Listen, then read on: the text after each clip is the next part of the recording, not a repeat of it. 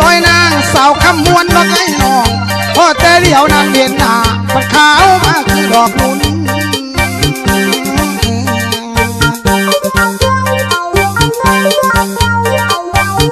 คอยว่าจริงแล้วน้องนั้นพี่น้องท่านบุญหลายมันยังพอไว้บุญหน่อยสิโมเห็นเจ้านั้นไหนแพ้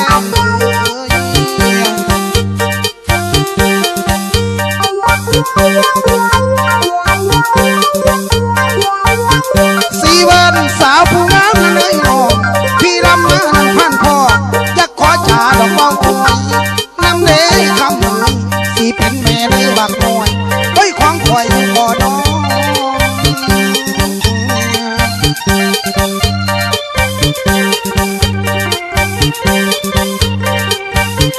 ลอยนางสั่งมาชดนันกาโดไว้คิวตอนขอคุมอย่าบังผมมันนั่งผัดดังอินเขียนเต็ม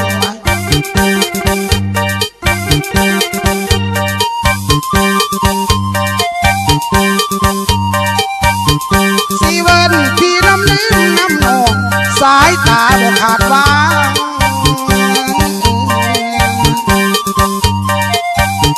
บอกว่ามาเห็นนางในมือนี้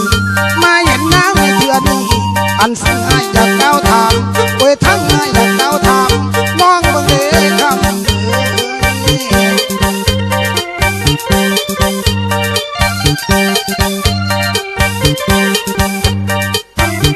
สายยุนสาวผู้งามไม่หลอกอายอยากถามดอกเขาน้อง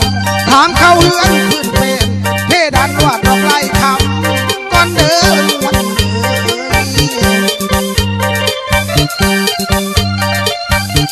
คอยว่านอสัตตานาทีนอหลังคามุงนันดินคอใส่กระเจจำมัน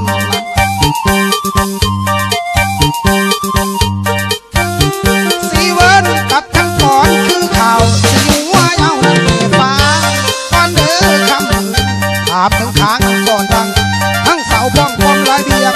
น้องก่อนเดินวันเดือนเจ้านางสาวผู้งามนั่นเลยน้องถามข้าวเตียงนั้นมิ่งตังอันหมอนลายอันฟอนเสือเจ้าแล้วคำนั่งไฟเขียวนอกความฝันไว้ขวัญน้องเข้าบ่อนนอน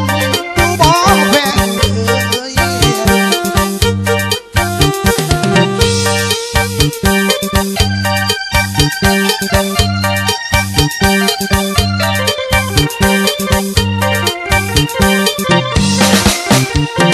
โอ้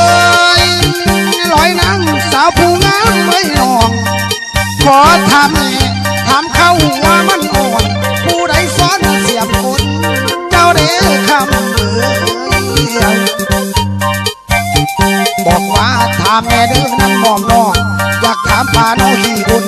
ผู้ใดบุญนั่งคนทางอ้างศีลาลวง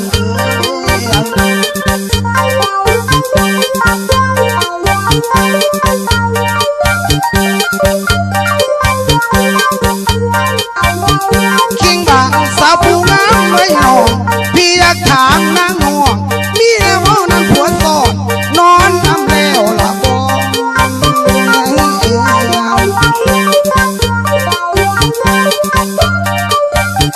บอกว่ามีแล้วบ่นั่นลูกน้อยมีแล้วบ่นั่นลูกน้อยไว้มาหวยระบางลุง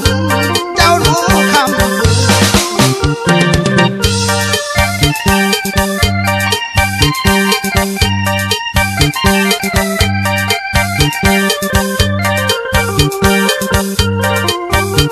คิงกบพี่อยากถามข้างนอกมีแล้วบ่นั่นผัวสอนนอนนำกระปุ่นคู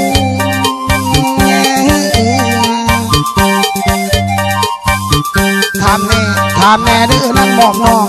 มีแล้วบ่นั่นผู้รวยเอาปีกล้วยฝาดมาคำแล้วละบ่แพง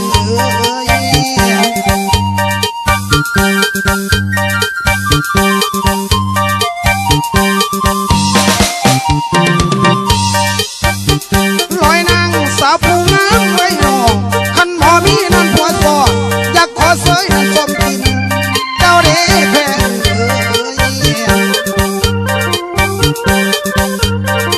ล วม